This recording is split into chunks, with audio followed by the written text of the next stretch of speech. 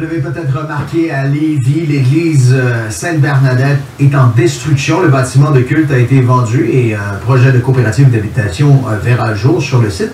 Cette démolition est directement une conséquence de la baisse de fréquentation dans les églises de Lévis. Le reportage là-dessus de Marc-Antoine Lavoie.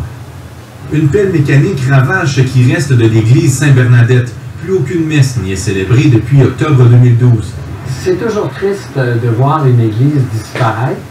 En 2011, la paroisse de Saint-Joseph de Lévis estimait à 3500 le nombre de personnes qui fréquentaient ces différents lieux de culte la fin de semaine, un nombre insuffisant pour maintenir les 8 églises de la paroisse. On a refait le calcul pour une mise à jour sur une période de 5 ans. On aurait presque perdu la moitié des gens qui nous fréquentaient.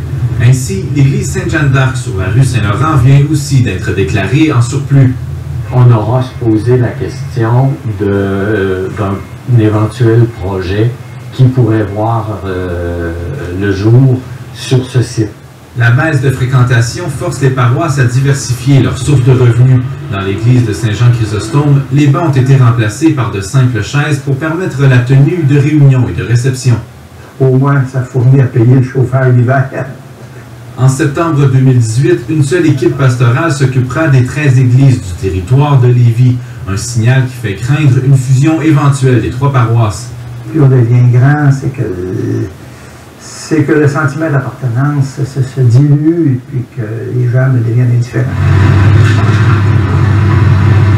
C'est une coopérative d'habitation, le projet Carpe Diem, qui s'érigera sur le site de l'église Sainte-Bernadette en bordure du fleuve. Pour M. Allais, c'était une façon de ne pas vendre son âme au diable. Un projet de condo, appelons-le de luxe, aurait probablement rapporté plus. Gaétan Allais soutient que ce projet illustre bien ce que les paroisses peuvent faire pour s'adapter aux changements dans les pratiques. On parle peut-être moins de fréquentation, par exemple des offices de fin de semaine, mais peut-être plus de gens qui agissent dans leur milieu en aidant les personnes dans le besoin.